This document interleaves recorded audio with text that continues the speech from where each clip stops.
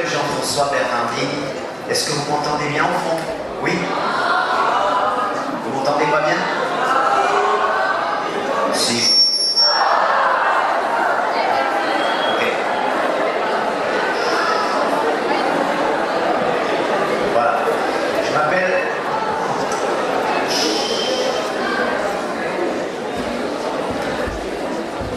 Jean-François Bernardini. Je ne suis pas professeur. Je n'habite pas votre région. J'habite en Corse. Mon métier fait que je me déplace pas mal parce que je suis musicien. Je joue de différents instruments. Je suis auteur-compositeur dans un groupe qui voyage pas dans le monde entier mais presque. Qui s'appelle Mouvrilly, que vous pouvez voir sur les réseaux d'ailleurs et qui vient souvent dans votre région. Mais aujourd'hui, je suis là pour une toute autre raison. On vous a dit que vous alliez assister à une conférence. Moi, quand j'étais comme vous, j'aimais pas du tout ce mot, parce que quand on me disait que j'allais à une conférence, je me disais, qu'est-ce qu'il va me raconter l'autre là pendant 2 heures, 1 heure, je ne sais pas trop quoi. Il va nous ennuyer, et puis bref. Mais vous allez voir, quelquefois vous croyez venir partager un moment ennuyeux, et puis vous avez une toute autre découverte. Et vous allez voir qu'on peut justement ensemble aller à la découverte d'un moment qui peut vraiment vous toucher. Ce matin, moi je ne suis pas venu ici vous gaver avec des grands principes, vous savez, vous faire une leçon de morale, parce que vous êtes tous ici les grands et les grandes, comme quelqu'un qui saurait tout, parce que personne ne sait tout. Vos professeurs, sans doute, vos parents ont sans doute déjà dû vous le dire, personne ne sait tout. Nous sommes des petits chercheurs. Et moi aussi, je suis un petit chercheur. Je ne viens pas non plus faire comme le font quelquefois les adultes, vous savez, ils vous donnent des conseils, et si vous remarquez bien, ils font exactement le contraire. Vous connaissez ça? Oui. Attention, parce que ça peut nous arriver aussi. Ça peut nous arriver à tous. Mais je viens vous parler de quelque chose qui me tient vraiment à cœur. Quelque chose qui me tient vraiment à cœur. Je ne viens donc pas faire une leçon, parce que personne n'est noté ce matin, personne n'est jugé, mais pour nous aider à prendre conscience de quelque chose de beau et de fort qui est en nous et que très souvent nous ignorons. Vous savez, on vient au lycée apprendre 2 choses essentielles. La première, c'est l'envie, la curiosité. Dans le mot envie, il y a le mot vie. Je vous jure, si vous découvrez au lycée l'envie, la curiosité, l'envie d'apprendre, vous avez découvert le meilleur antidépresseur qui puisse exister au monde. Moi, quand on me demande quel est mon métier aujourd'hui, vous savez ce que je dis? Je dis que je suis à l'école tous les jours. Et j'apprends tous les jours. La deuxième chose qu'on vient apprendre au lycée, c'est la confiance en soi. J'ai confiance en moi. Je suis capable. C'est possible pour moi. Vous voyez, quand j'étais comme vous, cet objet-là qui s'appelle un micro me faisait peur. J'étais très timide. J'imaginais jamais être capable de venir ici et de prendre la parole devant 20 personnes, 30 personnes. Aujourd'hui, je monte, mon métier c'est d'aller sur scène, je peux chanter devant 5000, 8000, ou venir ici parler. Je ne dis pas que c'est facile, je dis simplement que c'est devenu possible par le travail, par la confiance, etc. Donc, ça veut dire que si c'est possible pour moi qui étais très timide, quel que soit le domaine que vous allez choisir demain, ça peut devenir possible pour vous aussi. Je viens dans le lycée parce que ce sont des lieux qui nous aident à grandir. Au lycée, on apprend à grandir.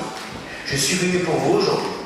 Vous êtes venus pour moi et je vous remercie infiniment.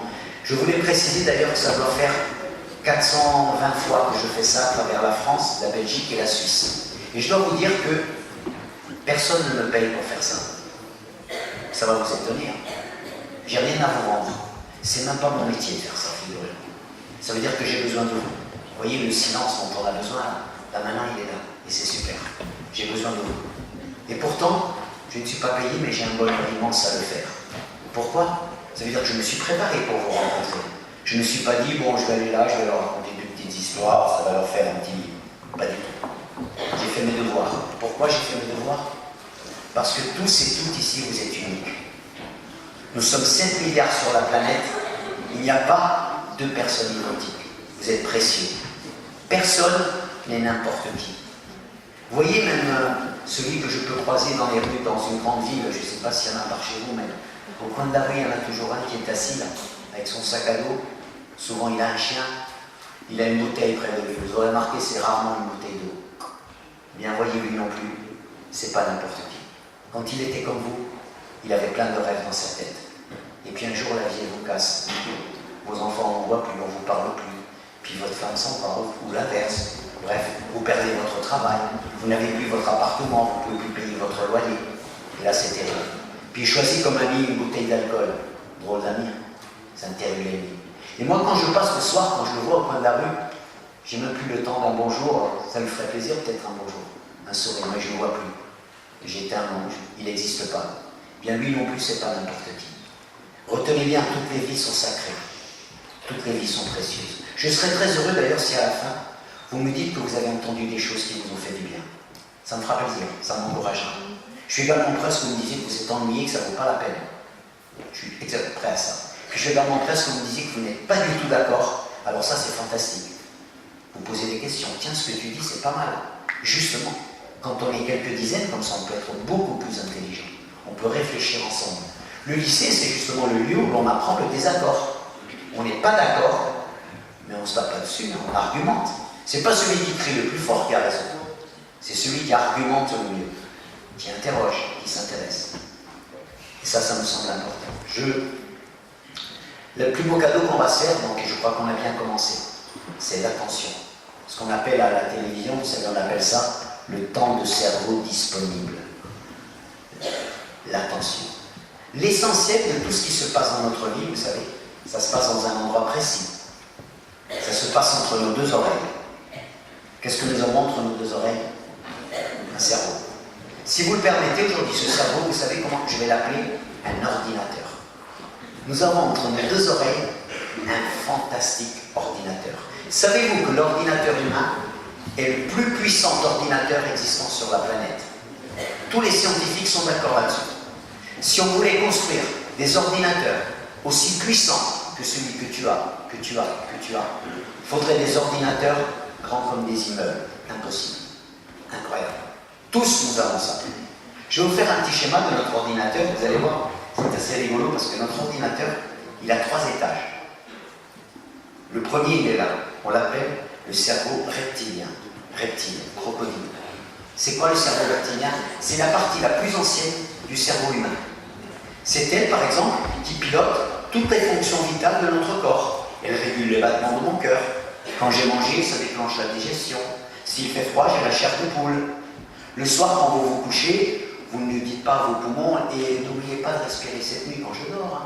Hein. C'est automatique. C'est une machine incroyable. C'est lui qui pilote toutes les fonctions vitales. Le cerveau reptilien, c'est le cerveau de la vie. Mais c'est aussi le cerveau de la survie. C'est-à-dire, si vous êtes dans une situation où il y a danger, menace, peur, imaginez une bombe qui explose là dans les coulisses. Vous allez voir, à la seconde, on est tous contre la porte là-bas. Pourquoi? Il faut sauver sa peau. On oublie tout. C'est lui qui prend les commandes.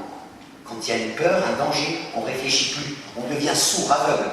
Il faut sauver sa peau. On est même capable de sauter du 6e étage. Pourquoi? Il n'y a plus que ça. Et lui, il ne vous demande pas votre avis. C'est lui qui décide. On ne réfléchit pas. Si vous êtes à la maison en train de faire de la mousse au chocolat, je vous jure, vous l'oubliez. Parce que c'est lui qui prend les commandes. C'est le premier étage de notre ordinateur. Nous avons un deuxième étage. C'est celui des émotions. C'est la météo intérieure. Comment tu vas aujourd'hui? Non, ça va pas aujourd'hui, je sais pas le moral. Pourtant, dehors, il fait beau, hein. Mais moi, je suis pas bien. Et dans ces cas-là, vous savez ce qu'on fait? Parce que les émotions, on s'en méfie.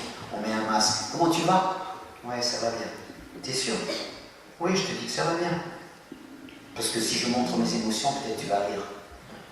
Tu vas te moquer de moi, alors je les cache. Je mets mon masque. On a tous des émotions, même les animaux. Le chien, quand il retrouve son maître le soir, il est heureux, il fait la fête. Nous avons le deuxième étage des émotions, positives ou négatives. Nous avons un troisième étage également. Celui-là, il est fantastique parce que seul l'être humain en dispose. C'est l'étage avec lequel on peut imaginer des choses complètement nouvelles, qui n'ont jamais existé. Et c'est infini. L'homme, il peut inventer des tas de trucs, positifs, négatifs, bref, dans tous les domaines. Seul l'être humain dispose de ce troisième étage. Mais notre ordinateur, je dois vous dire tout de suite, il nous appartient de le programmer. Nous en avons la responsabilité. Tu es responsable de ton ordinateur, tu es responsable de ton ordinateur. Il y en a qui me disent, moi j'ai pas envie de programmer mon ordinateur. Quel gâchis. C'est comme quelqu'un qui me dirait, j'ai 2 jambes, mais je préfère les béquilles, c'est plus simple. Ah bon, t'es sûr? T'as pas compris qu'avec tes 2 jambes, tu as des possibilités incroyables? Gâchis. D'ailleurs, on vient au lycée parce qu'il y a des gens qui nous aident à programmer notre ordinateur.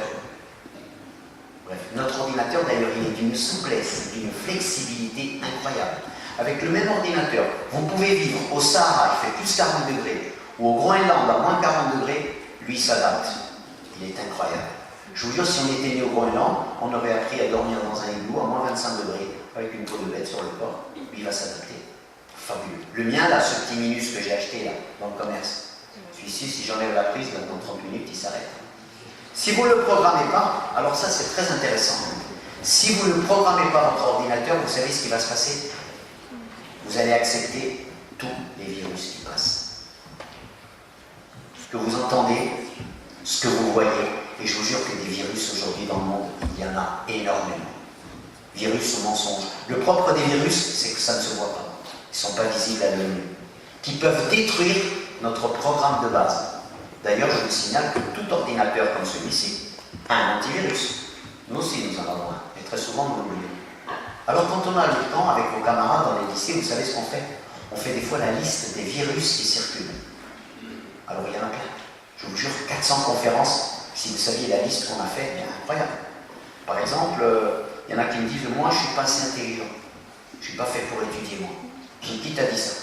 Ah ben, même mon père me l'a dit. Il y a même un prof qui me l'a dit un jour. J'ai dit, toi, tu y as cru? Ah, t'es pas assez intelligent. T'es sûr? Il faut que tu enlèves ce virus de ton ordinateur, hein. Je suis pas capable. Ah bon? T'es pas capable? T'es sûr? T'as vraiment essayé? J'ai envie de rien. Drôle de virus. T'as 15 ans, t'as envie de rien. Tu as goûté à tout? Pas sûr, hein.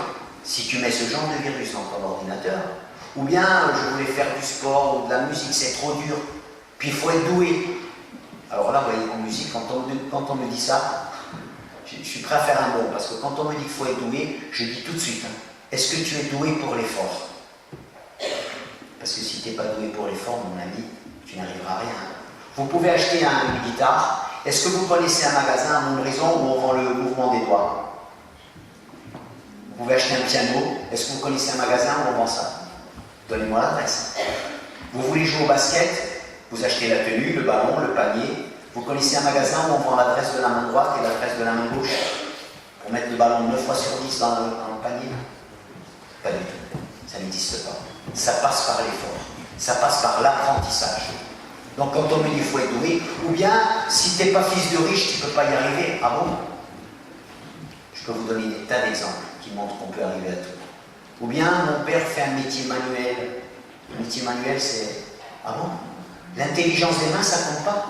Et c'est fantastique quand on dit quelqu'un, il a les mains en or. Fabuleux. Gandhi, vous savez, c'est un grand personnage de la non-violence. Je vous en parlerai peut-être s'il y a des questions, mais il disait que pour éduquer correctement quelqu'un, il fallait s'occuper de 3 choses qui sont essentielles. Il disait ces 3 mots anglais qui commencent par H. Head, heart, hand. Les 3 H, 3 mots anglais qui commencent par H. La tête, le cœur et les mains. Donc quand on me dit les mains, c'est pas l'intelligence des mains, mais c'est fantastique. Ou bien, alors, autre virus qui est très fréquent, aujourd'hui, si tu veux te faire respecter, il faut frapper. Autrement, on ne te respecte pas. Ah bon? Et toi, tu mets ce virus-là dans ton ordinateur? Je vous jure, moi, je ne veux pas qu'on me frappe. Et je ne veux pas frapper non plus. Ah non, mais il paraît que c'est comme ça qu'il faut faire. Ah d'accord. Il n'y a plus que la violence pour te faire respecter. Une fois, il y en a un qui m'a dit dans la ville, dans une ville, ici, monsieur, ceux qui gagnent, c'est ceux qui vendent de la drogue. Ah, j'ai dit, ok. Donc toi, tu veux vendre du poison à ma petite soeur, mon petit frère. C'est ça que tu veux? C'est ça ton rêve? Tu as mis ça dans ton ordinateur? Il n'y a que ça qui dit. C'est ça qui est. Après, vous vous étonnez que ça ne marche pas bien et que vous ne soyez pas heureux. Ben forcément. Il y a plein de virus là-dedans. Aujourd'hui, un autre virus qui est très fréquent, d'ailleurs, que je constate souvent, c'est qu'aujourd'hui, on nous fait croire que pour être quelqu'un de bien, il faut avoir des objets ou des vêtements de marque. Ah oui, parce que vraiment, il y a un élève qui m'a dit un jour, ici, monsieur, on m'appelle la poubelle au lycée. J'ai dit, on t'appelle la poubelle? Il m'a dit, oui, parce que j'ai pas envie de demander à ma mère d'acheter des jeans à 200 €, ma mère, elle peut pas. Alors, tous, ils m'appellent la poubelle, monsieur. Et après, je vous raconterai ça. Bref. Après, vous vous étonnez que ça ne marche pas bien, qu'on ne soit pas heureux. Et avec ça, on a plein d'ennemis en nous. Je peux pas, je suis ridicule, j'y arriverai jamais. C'est pas pour moi, c'est sûr. Et puis on se met des étiquettes après aussi. On est très fort pour mettre des étiquettes aux autres. Vous entendrez dire, Les filles, elles sont toutes comme ça. Les musulmans, ils sont tous pareils. En banlieue, c'est tous de la racaille. En Corse, c'est tous des mafieux. Les profs, ils sont tous les mêmes. Les policiers, c'est tous des... On se met des étiquettes. Forcément, on a du mal à se comprendre après. Vous aussi, vous pouvez me coller une étiquette. Imaginez, ce matin, vous dites un truc, et puis il y en a un qui répète, et puis on me colle une étiquette. Tiens, il vient de Corse. C'est un mafieux. Je vous jure, si vous me collez cette étiquette, vous n'avez plus envie de m'écouter de la même manière. Ben forcément. Vous me collez celle-là. C'est un raciste. Il y en a qui vont dire, tiens, il est comme moi, c'est génial. J'aime bien vos sourires. C'est des sourires de bonne santé. Vous avez des vitamines, c'est super. Puis il y a un autre virus qui circule aujourd'hui. Si tu as une religion, tu es louche. Ah, si ta religion, c'est pas la mienne, alors là, tu es louche. Ta mère, elle porte un voile. Danger. Ton père, il porte une kippa. Oh là là, on ne pourra pas jouer au foot ensemble. Et comme ça, on se colle bien des étiquettes. Et après, vous vous étonnez qu'on ait du mal à s'entendre et à se comprendre. Alors, première chose, n'oubliez jamais votre ordinateur. Prenez-en soin. Et n'oubliez pas non plus que si vous ne le programmez pas, d'autres vont s'en occuper. Et vont le programmer à votre insu. Et vous allez dire, ça va pas, je suis pas heureux, je suis pas forcément. N'oubliez pas non plus que notre ordinateur, le mien comme le vôtre, il est capable du meilleur, il est capable du pire. Moi aussi, je suis capable du pire. Tout le monde est capable du pire. Sauf qu'on peut apprendre à régler son GPS pour aller à peu près correctement. Pour dire, écoute, le chemin, c'est ça, tu es en train de te tromper là, non? Alors, c'est pas si simple, effectivement. C'est pour ça que parler de non-violence, ça peut être très intéressant. La vie, quelquefois, vous savez, elle nous écrit des lettres. La vie nous écrit des lettres. Vous ne croyez pas? C'est la vérité. Par exemple, ce n'est pas une lettre que vous envoie le facteur. C'est pas un mail, c'est pas WhatsApp, c'est pas du tout. Par exemple, quand quelque chose commence à vous passionner dans la vie, vous découvrez une activité, je ne sais quoi, l'apprentissage des langues, un sport, un art, je ne sais pas, peu importe. Et vous dites, ça me passionne. Oh là là, j'ai envie de faire ça, c'est merveilleux. Vous avez découvert l'enthousiasme. L'enthousiasme, c'est l'engrais pour le cerveau. Je vous jure, quand vous avez l'enthousiasme, vous travaillez 10 fois plus, vous fatiguez 10 fois moins, et vous êtes 10 fois plus heureux. C'est pas une belle mathématique, ça? C'est fabuleux. Quand vous avez ça, vous êtes beaucoup plus fort. Alors, c'est une très très bonne nouvelle, parce que ça veut dire que, et là vous découvrez que votre ordinateur, c'est une machine à apprendre incroyable. D'ailleurs, ça va vous faire rire. Vous savez, les neuroscientifiques, ceux qui aujourd'hui étudient l'ordinateur humain, parce qu'aujourd'hui on peut voir dans le cerveau humain quasiment comme on prend une radio d'un bras d'humain. Ils ont découvert que chez vous, les adolescents, il y a une partie de l'ordinateur qui est beaucoup plus musclée qu'il y a 10 ans, 20 ans ou 30 ans en arrière. C'est une partie de votre ordinateur qui pilote un geste très précis. C'est la partie de votre ordinateur qui pilote le pouce.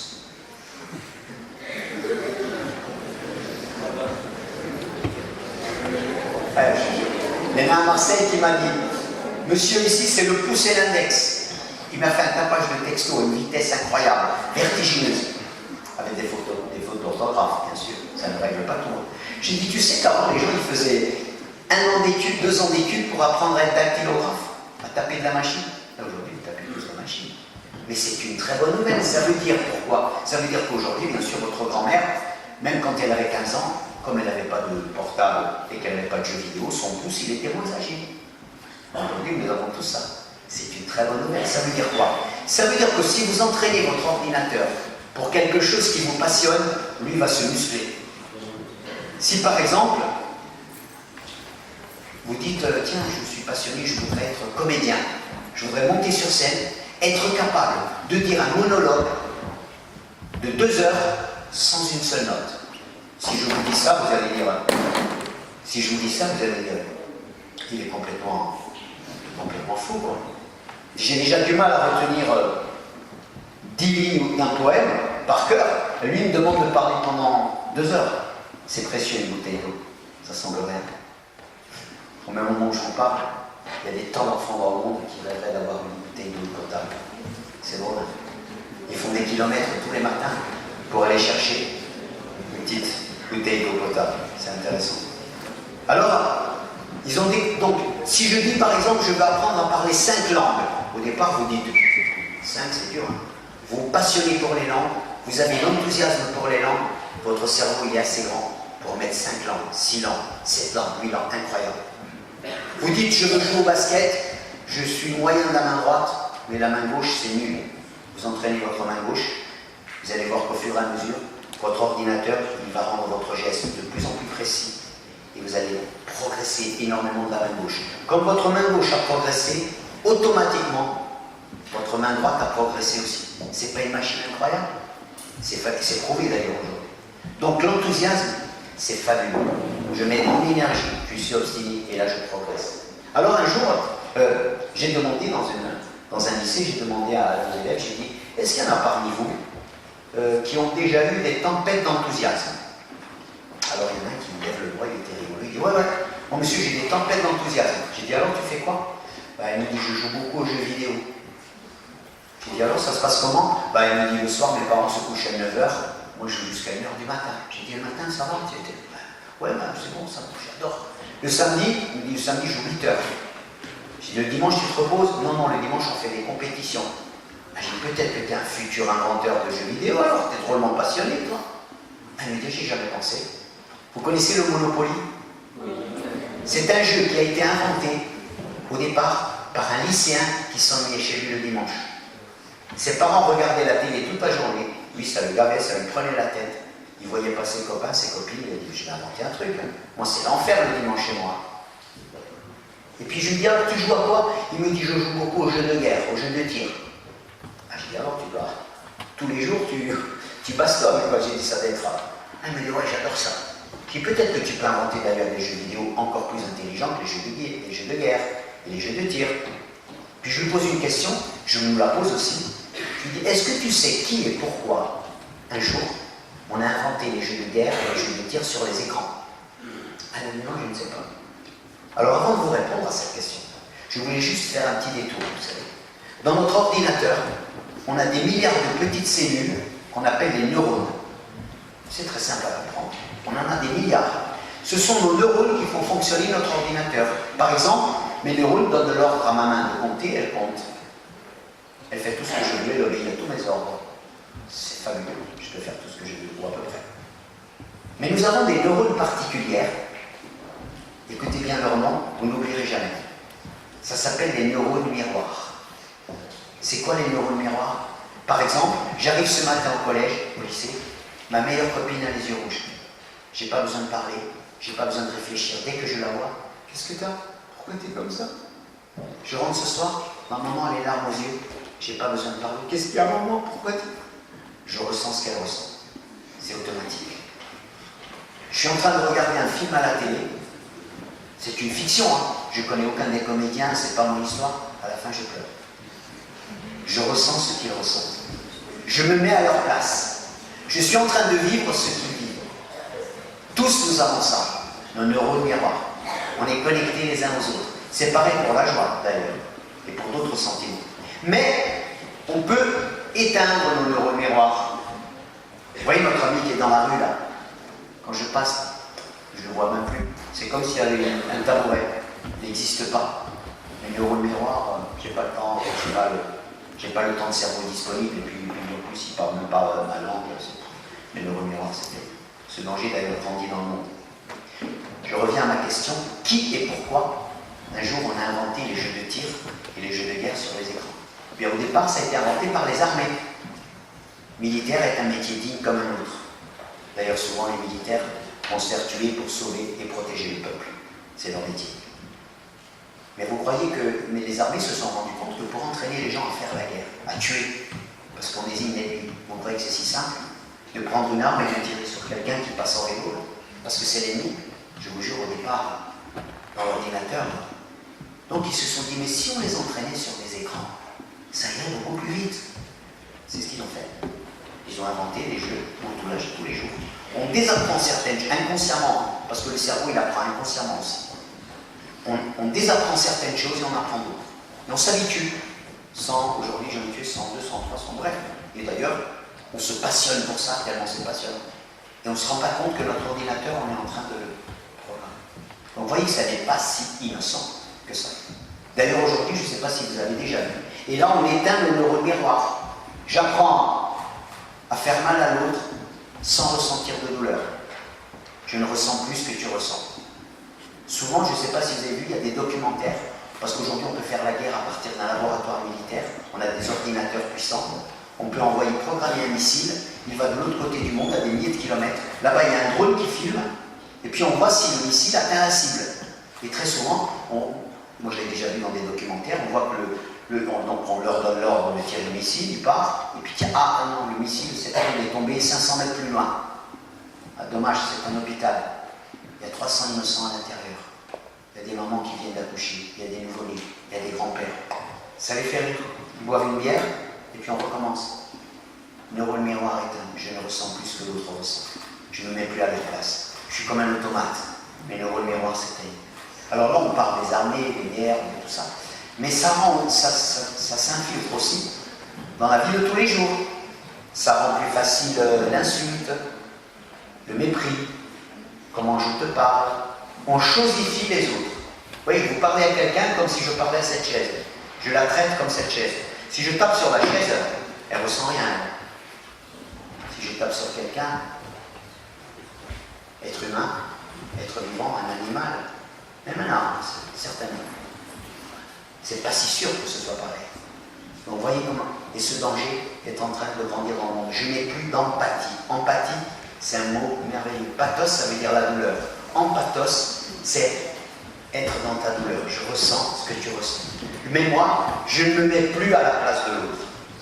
Je ne ressens plus ce que tu ressens. Tu es comme une chose. Et ce danger est en train de grandir. Je vous signale d'ailleurs, je n'ai rien contre les jeux vidéo, mais 1900 jeux vidéo sont sortis l'an dernier dans le monde, 1200 sont basés sur la violence.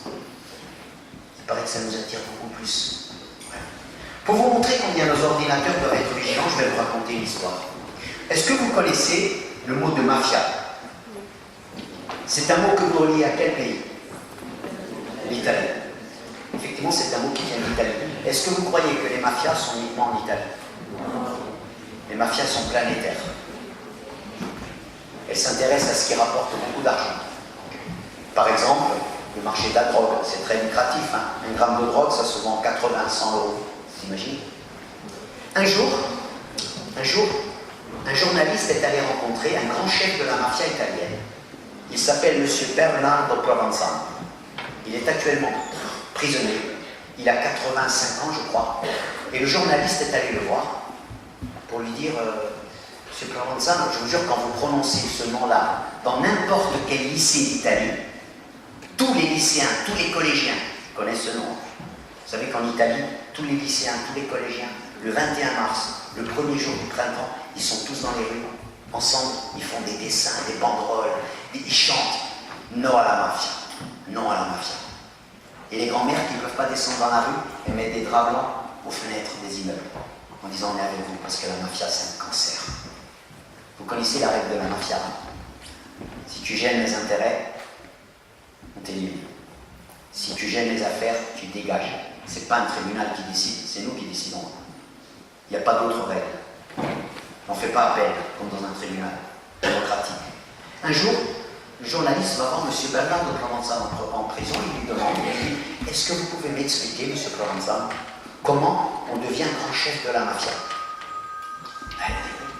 Je vais vous expliquer comment on devient grand chef de la mafia. Elle dit, moi, mes parents, je travaillais bien à l'école, j'étais sportif, j'aimais la musique. Il dit, mes parents étaient paysans, ma mère travaillait comme mon père tous les matins, se levait à 5 heures, tous les gens merveilleux. Il dit, un jour, on s'est installé à Naples, j'avais 13 ans. Il dit, un beau matin, je joue au foot dans la rue. Il y a 3 mecs qui sont arrivés avec un camion, ils déchargeaient des cartons. Il est monté au 3e étage. Il y en a un qui est venu, il m'a dit, ragazzo, puoi venire? Il y a quelqu'un qui parle italien? Non. Petit, tu peux venir? Il a dit, moi j'ai été, il m'a dit, si c'è la polizia che viene, ci chiami. Si tu vois la police qui arrive, tu nous avertis. Ok, c'était un jeu, hein. La police n'est pas venue. En partant, il le rappelle, il dit, un gros billet, il m'a dit, je n'avais jamais vu d'aussi gros. Il a dit, on a mangé des glaces pendant un mois. Il a dit, après on les attendait tous les jours. 6 mois après, ils sont revenus. Et regarde, je l'ai reconnu. police n'est pas venue. En partant, il m'a donné 2 billets. Je n'ai pas parlé à ma mère. Ah ouais, il paraît que les mamans, ça pose beaucoup de questions. Oui, t'as pris ça où? Et je n'en ai pas parlé. Quand il avait 15 ans, il était sportif, il avait tout. Il commençait à l'inviter à boire des verres dans les plus grands palaces de la ville. Ses copains le regardaient comme ça en disant « Oh, t'as vu lui? Mais c'est ça lui. Nous, qu'est-ce qu'on fout là? On apprend des trucs qui ne nous intéressent pas, des profs qui nous ennuient toute la journée. Et nous, t'as vu lui? Même pas mes parents, ils peuvent y aller boire des verres. C'est 50 € le verre. » Là, il commençait à passer le brevet de la mafia, mais il ne le savait pas. Un jour, ils lui ont demandé « C'est conduire la marque? Tu sais conduire une voiture ?» Comme à 8 ans, il était sur les tracteurs de son père. Conduire une voiture, c'était un jeu d'enfant pour lui. Ils lui ont demandé d'être guetteur un soir. Okay. Là, il passait le bac de la mafia, il ne le savait pas. Il avait beaucoup d'argent de poche. Sa mère posait trop de questions, il a rompu les ponts avec sa famille. Il a pris un studio dans la ville, il commençait à arriver au lycée, il avait une voiture à 80 000 €. Ses copains. Oh, t'as vu, c'est ça la vie? Qu'est-ce qu'on fout là, nous? T'as vu comment on réussit? C'est ça. Un jour, ils lui ont demandé, ça y tirer avec un pistolet. Tu sais tirer avec une arme? Moi, j'ai jamais touché une arme de ma vie. Mais il paraît qu'on apprend beaucoup plus vite à tirer avec une arme qu'à être une très bonne assistante sociale, un très bon charpentier, une très bonne infirmière, je ne sais quoi. Alors, ils lui ont montré une arme de poing, ils lui ont expliqué, comme il était intelligent, pas de problème. Ok, ils lui ont dit, ça c'est ton arme, tu la quittes plus, c'est ton arme personnelle. Alors le journaliste, il était comme ça, les yeux grands ouverts, écarquillés. Il dit, après, monsieur Provençal? Elle dit, après, un soir, il a fallu monter un coup. Là, j'étais impliqué, parce que j'étais commissaire. Elle dit, et ce soir-là, il a fallu tirer. Et j'ai tué un convoyeur de fond qui était père de 3 enfants. J'ai commencé comme ça. Il dit, après,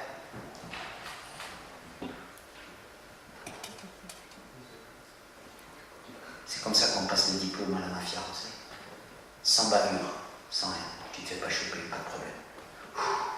Alors le journaliste lui dit, monsieur Provençal, si c'était à refaire? Ah, il dit, excusez-moi, là je ne peux pas répondre à cette question. C'est peut-être la question la plus difficile que vous me posez là. Effectivement, quand vous regardez la vitrine de monsieur Provençal, c'est fabuleux. Il a la plus belle maison d'Italie, piscine, jacuzzi, tout ce que vous voulez. Les plus belles voitures du monde, Ferrari, Lamborghini, Porsche, Maserati, les jet ski, tout ce que vous pouvez. Mais quand il regarde dans le rétroviseur de sa vie, et qu'il regarde le nombre de familles qu'il a explosées, de mamans qu'il a fait pleurer, d'enfants qu'il a volés, de destin qu'il a ruiné, pas de quoi être fier. Même lui, voyez, à 85 ans, il a ses neurones miroirs qui se rallument. Ça clignote très fort. Il dit, je ne peux pas répondre à cette question. Voyez comment à 13 ans, il avait tout pour lui. Il avait un super ordinateur. Il a laissé rentrer un virus terrible, dévastateur. Le virus qu'il a eu, c'est l'argent. Rien que l'argent. Et au nom de l'argent, là, je suis prêt à battre tout le monde. Il n'y a plus rien qui compte. Ni foi, ni loi. J'ai un seul Dieu, c'est l'argent. Il a confondu le verbe être et le verbe avoir toute sa vie.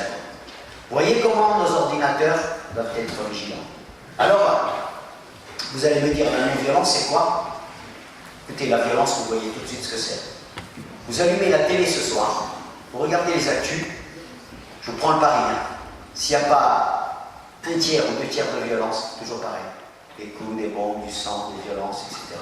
Mais ça peut être aussi comment tu parles, comment je te parle, comment ta maman te parle, comment tu parles à ta maman, comment un prof te parle, comment tu parles aux gens dans la rue, bref, comment tu te comportes. La non-violence, elle ne fait pas de bruit. Il n'y a personne qui en parle. Peut-être que c'est la première fois de votre vie. D'ailleurs, je vous mets au défi ce soir, posez la question à vos parents. Vous n'avez jamais entendu ça. On n'en parle jamais. Il y en a même qui disent c'est un truc de bisounours. C'est un truc de mauviette, ça. C'est pour les lâches. C'est ceux qui n'ont pas le courage de frapper qui parlent de ça. Tu me racontes quoi? Vous allez voir, je vais vous apprendre. Je vais peut-être vous prouver que c'est tout le contraire. La non-violence, d'abord, elle commence par reconnaître que tous nous sommes capables de violence. Moi aussi. Tous nous avons de la violence en nous. Tout à l'heure, si je me fais agresser à la sortie, peut-être que vous n'allez pas me reconnaître. Vous allez dire, oh, il a pété les plombs, comment dire. C'était un autre. Il est devenu fou, hein. Je vais peut-être éviter de tomber dans ce piège. C'est justement pour ça qu'on se forme à la non-violence. D'ailleurs, vous aurez remarqué que tous les gens qui font des sports de combat, dont on dit que c'est des sports violents, tous, ou la majorité vous diront, mais moi je ne fais pas ça pour me battre dans la rue, je ne me bats pas dans la rue.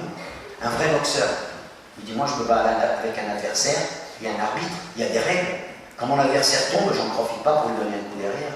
Je suis même capable de le relever et de l'embrasser à la fin. D'ailleurs, les grands sportifs, c'est ça. Je me bats, mais avec des règles. Mais la rue, il n'y a plus de règles. Mais c'est pas dans la rue que je me bats. Donc, chacun peut devenir violent, extrêmement violent. Mais on apprend justement à se maîtriser. Il y a la violence que l'on fait subir aux êtres que l'on croit plus faibles. Aux femmes, par exemple. Ça fait très longtemps d'ailleurs. Ça ne date pas d'aujourd'hui. Savez-vous qu'en France, il y a une femme qui meurt sous les coups de son conjoint tous les 3 jours. C'est son conjoint, son compagnon, bref, la violence que l'on fait aux femmes. Aux enfants aussi, il y a beaucoup d'enfants maltraités. Est-ce que vous savez qu'il y a beaucoup d'enfants qui rentrent chez eux la peur au ventre? Parce que chez eux, il y a un tyran. Il peut être alcoolique ou pas. Et puis quand ça part, ça part. D'accord? Et je me cache, il y a un nouveau camarade récemment qui disait, moi, chez moi, quand ça va mal, je me cache sur le lit. C'est terrible. Ils rentrent chez eux la peur au ventre. Il y a des élèves qui viennent au lycée la peur au ventre, parce qu'ils sont humiliés, harcelés, rackettés. Il y a des profs qui viennent au lycée la peur au ventre. Ils ne peuvent plus faire cours. Ils me disent, tu sais, mon métier à moi, c'est de parler à des gens qui ne m'écoutent pas. Ben, essayez, vous allez voir. Mettez-vous là, et puis parlez à des gens qui ne vous écoutent pas. Vous allez voir ce que ça fait. C'est terrible, c'est insupportable. Vous rentrez chez vous, vous n'en pouvez plus. Et ça vous épuise, vous êtes épuisé. Les garçons se battent plus souvent que les filles, c'est vrai. C'est prouvé, les chiffres le prouvent. Mais est-ce que vous croyez que les filles ne peuvent pas, comme nous les garçons, être extrêmement violents? Avec des mots, je peux faire très mal. Vous voyez, tu vois le mot que tu m'as dit un jour, j'ai jamais oublié. Puis tu t'es jamais excusé. Tu n'as jamais eu la grandeur de dire je m'excuse. Je l'ai toujours là. Quand je te vois, je te jure, tu me mets dans une colère. Avec des mots, on peut blesser, humilier, moquer. Et là, alors on peut jouer. Avec un mot, avec des mots, je peux me moquer. Tiens, lui, il a une couleur qui ne me revient pas. Ah, lui, il a une tête d'homosexuel. Et là, on y va. L'autre, il a un nom qui est bizarre. Alors on y va. Et avec des mots, je peux faire très très mal. Vous savez, notre copain de la poubelle, là, il me racontait son histoire. Il me dit, monsieur, vous savez, pour moi, maintenant, le collège, c'est un enfer. Il me dit, parce que tous les matins, imaginez, 50 fois, vous prenez poubelle dans la gueule. Alors poubelle, ça va? Alors poubelle. Et puis ça devient un jeu pour les autres. Eh ben, pour nous, c'est un jeu, c'est rigolo. Pour lui, c'est pas un jeu. Pour lui, c'est des coups de poing dans le ventre. Tous les jours. Et bien sûr, c'est rigolo. On peut détruire quelqu'un juste avec des mots. Mais on peut aussi guérir. On peut faire énormément de bien. Ça, c'est fabuleux. Il y a des gens qui pratiquent l'insulte systématique. Je vous jure, si autour de vous, vous avez des gens comme ça, il faut les aider. Je vous jure, c'est des SOS. Tu pratiques, quand tu parles, tu mords. Il a besoin de soins. Vous êtes avec votre petite sœur, vous arrivez au feu rouge, vous touchez à peine le rétroviseur de la voiture du monsieur, il baisse la vitre, il vous traite de tous les noms, et si tu continues, je sors et je te casse la tête, merdeux. Je vous jure, lui, il a besoin d'aide. C'est une bombe ambulante. En lui, il y a des trucs qui ne vont pas. Il faut l'aider. Il ne le sait pas, mais c'est lui qu'il faut aider. Et monsieur, j'ai juste touché le rétroviseur. Ah, mais pour lui, le rétroviseur, toucher le rétroviseur, c'est une menace de mort. Des fois, il y a des gens, c'est juste un regard. Qu'est-ce qu'il y a? Tu me regardes? Qu'est-ce qu'il y a? Qu'est-ce que tu veux? Et là, ça part. Et on devient deux crocodiles tout de suite. Et si lui, il est un peu comme vous ce jour-là, vous sortez et vous battez comme deux crocodiles. Et c'est un spectacle désolant, qui nous déshumanise tous. Bref. Et bien sûr, plus on a d'ennemis au fond de soi, plus on cherche des ennemis autour. Bien sûr. Et on ne fait fonctionner qu'une partie du cerveau, le reptilien. Je suis comme un crocodile. Je ne réfléchis pas, je monte au 3e étage.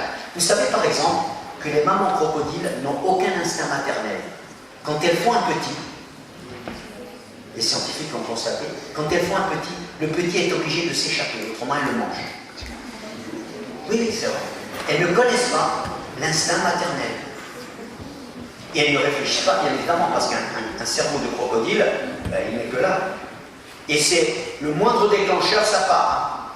Vous avez entendu récemment, il y a une ville en France où un copain a tué un camarade, ils se sont battus à la sortie pour une histoire de casier.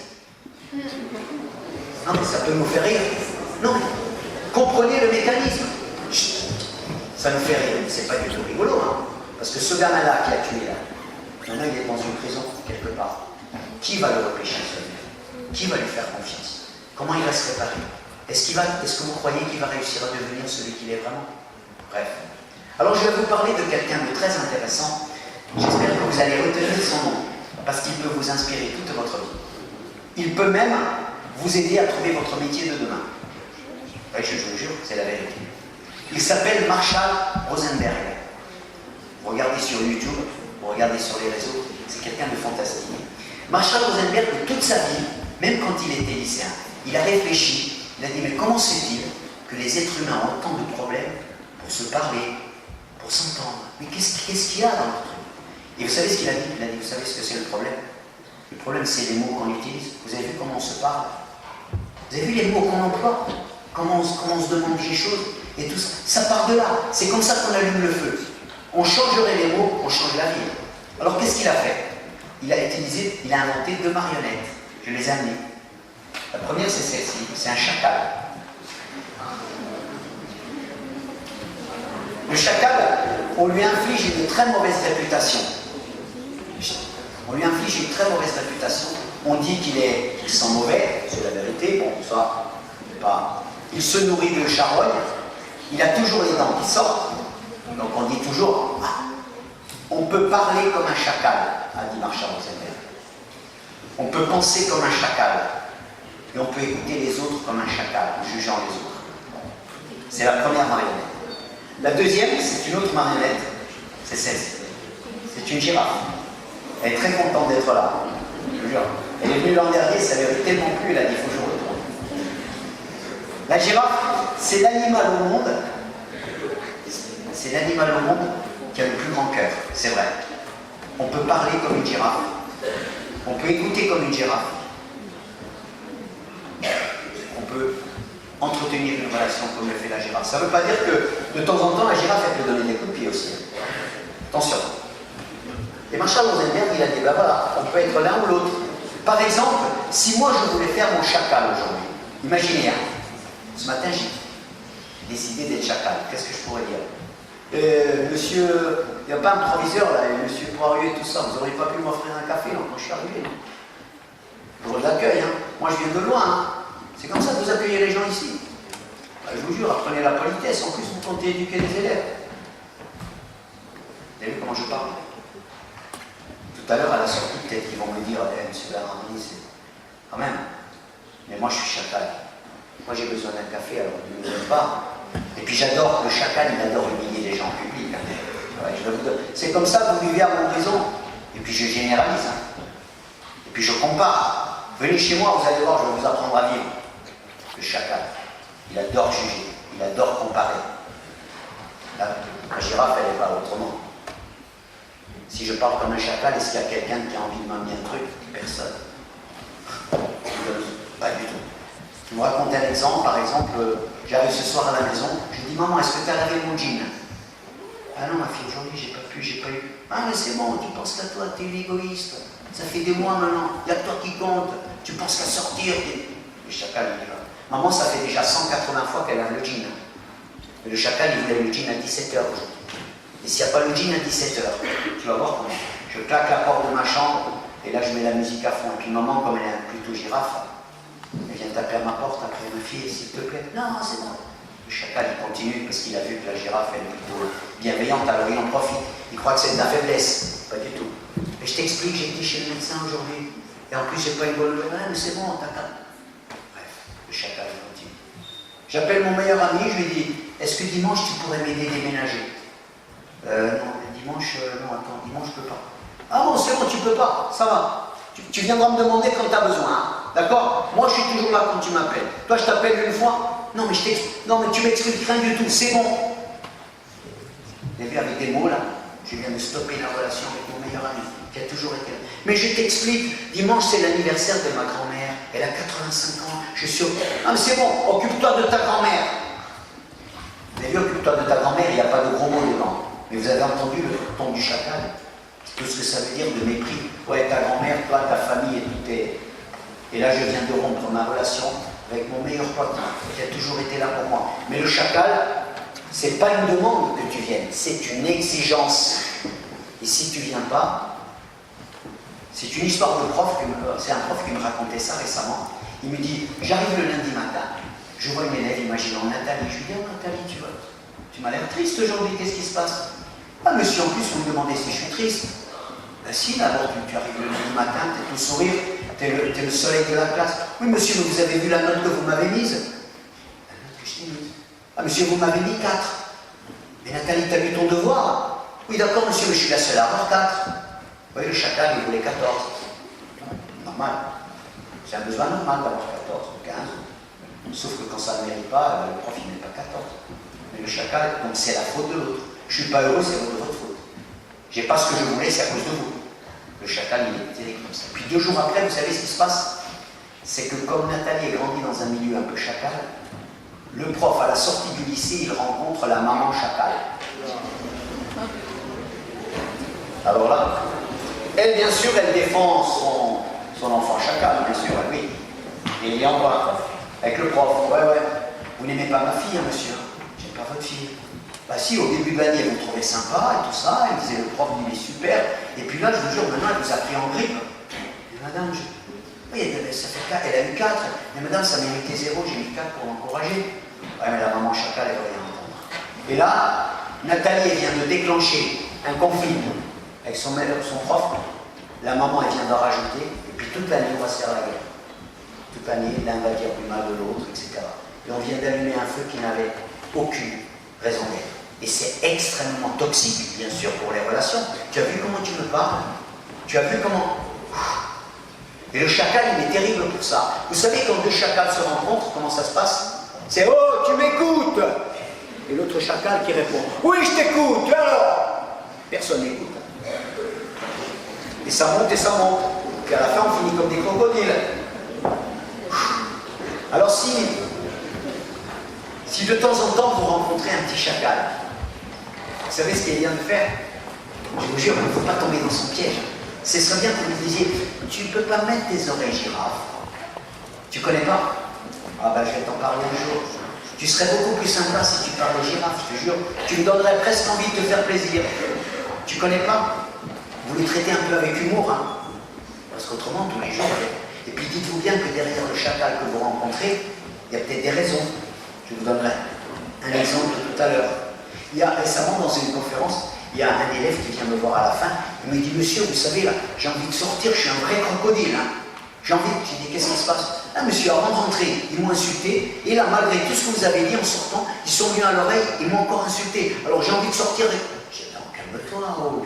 Il dit, attends, qu'est-ce qu'ils te disent? Alors il m'a donné quelques noms d'oiseaux, quoi. Il me traite de connard. Et je dis, mais attends, si tu avais traité d'éléphant bleu, t'aurais dit quoi? Ah, monsieur, je ne suis pas un éléphant bleu. Ah, et il te rappelait comment? Alors tu lui dis, t'es un connard? Il me dit, non, monsieur, je ne suis pas un connard. Ben, j'ai dit, alors, il suffit quelqu'un qui t'emploie un mot comme ça, pour que toi tu partes immédiatement et que tu sois prêt à faire le crocodile là-bas, pour qu'à la fin on finisse à l'hôpital. Non, avec humour. Je dis, maintenant, si tu veux te défouler, tu sors dans la cour et tu le traites d'éléphant bleu. Je l'ai entendu dans la cour, là-bas, il a crié très fort, espèce d'éléphant bleu, là! Personne n'a compris ce qu'il disait, mais au moins il s'est défoulé, il n'est pas tombé dans le piège. Alors je vous invite à regarder quand est-ce que nous-mêmes, vous-même, vous êtes plutôt chacal ou plutôt girafe, ce soir à table, pendant les matchs de foot, dans la cour. Vous regarderez aussi sur les réseaux les troupeaux de chacals qui circulent. Alors là, il y en a des troupeaux entiers. Récemment, dans un lycée, il y en a un qui m'a dit, monsieur, chut, ici, il y a des chacals ceinture noire. Bah, j'ai dit, on va faire des girafes ceinture noire, alors. On va inventer ça.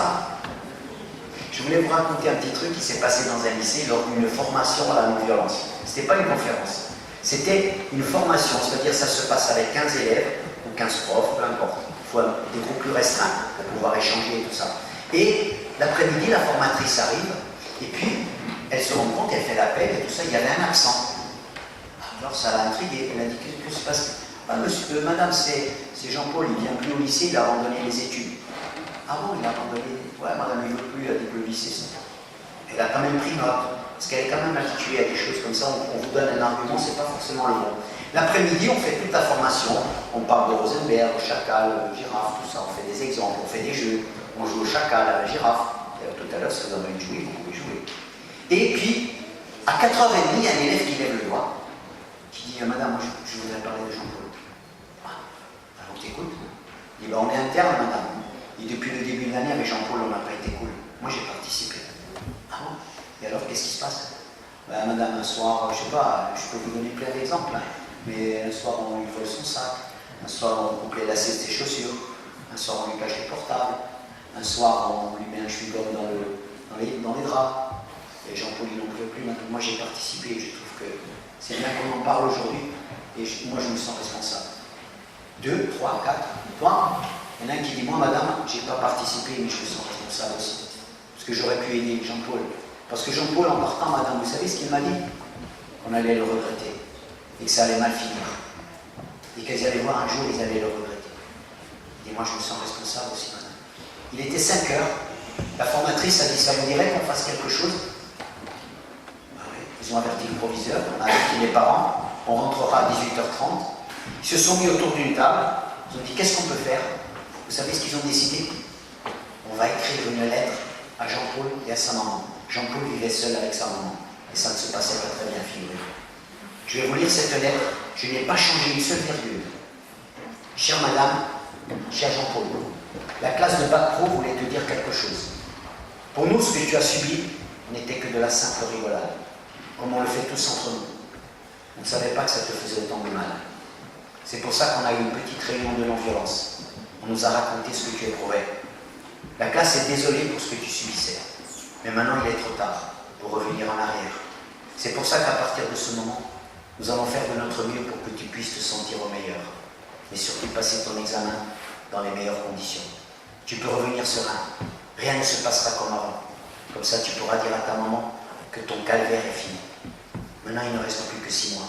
On t'assure qu'ils se passeront bien. Sur ce, la classe te souhaite un bon retour parmi nous. 14 signatures. Ils sont allés acheter une enveloppe, un timbre, ils ont demandé l'adresse, ils ont posté la lettre. Comme la secrétaire du proviseur était sympa, tous les matins, ils allaient la voir. Madame, il y a une réponse. Au bout de 8 jours, la maman de Jean-Paul a appelé le proviseur. Au bout de 10 jours, Jean-Paul est revenu au lycée. Je ne vous dis pas les retrouvailles. J'ai été les voir, les féliciter. Alors, ils étaient tout étonnés. Hein. J'ai dit, écoutez, quand vous faites le mal, on vous dit. Ah oui, monsieur, quand on fait le mal, on vous dit. J'ai dit, quand on fait le bien aussi. J'ai dit, c'est fabuleux. Vous avez trouvé la meilleure recette pour régler les conflits hein, au lycée et dans la vie. On commence toujours par la vérité pour régler un conflit. Je dis la vérité. Est-ce que, d'ailleurs, j'ai dit, c'est la plus belle des méthodes. Est-ce que dans cette histoire, il y a eu conseil de discipline? Est-ce qu'il y a eu exclusion de plusieurs élèves? Est-ce que quelqu'un a dénoncé un camarade? Moi, je parle pour moi. Moi, je suis responsable. Moi, madame, je ne sais pas partout. Chacun parle pour lui-même. Ce n'est pas l'autre qui t'intéresse. Commence par toi. Je commence par moi. Moi, j'ai participé. J'ai dit, mais c'est fabuleux. Alors, ils ont dit, mais on va être punis, le proviseur va punir. Ça n'a pas loupé. Hein. 15 minutes après, le proviseur est venu dans la classe. Il les a tous félicités. J'ai dit, vous voyez, ça marche. C'est fantastique. Est-ce que vous croyez que les copains de Jean-Paul, c'était des gros salauds? Ben non, c'était un jeu pour eux.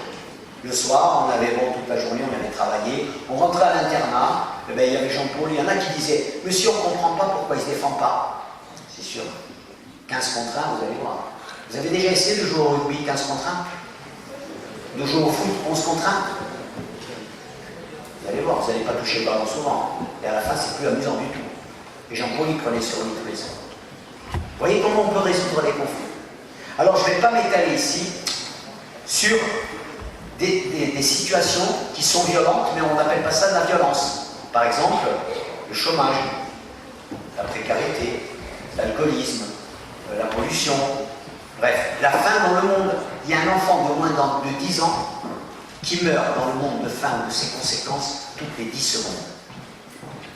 Si ça, c'est pas de la violence, excusez-moi. Alors qu'on a sur la Terre de quoi nourrir 12 milliards d'habitants et qu'on n'est que 7 milliards. Personne ne tue cet enfant-là, mais si c'est ça, c'est pas de la violence. On peut aussi s'infliger de la violence à soi-même. Souvent, il y a des exemples d'enfants ou d'autres qui se mutilent. Je m'auto-mutile. Je scarifie ma peau. Ça veut dire je me coupe. Alors souvent, les élèves me disent « Mais monsieur, qu'est-ce que ça veut dire ça ?» Là, je dis « Tu sais ce que ça veut dire ?» Ça veut dire que je souffre tellement à l'intérieur que me couper la peau, ça ne me fait pas souffrir. Je souffre tellement intérieurement parce que je ne suis pas aimé, je n'ai pas confiance en moi, je suis moqué, je suis harcelé, je suis... Bref, ça ne va pas à l'intérieur. C'est un désastre intérieur. Donc, me couper la peau, c'est comme si je ne me faisais rien. Vous imaginez bien que se couper la peau, c'est tout sauf la solution. Parce que de peau, nous n'en avons qu'une. Tu es en train de porter atteinte à ce que tu as de plus cher, ton corps. T'imagines? Tu ne peux pas le remplacer. Je m'auto-mutilise.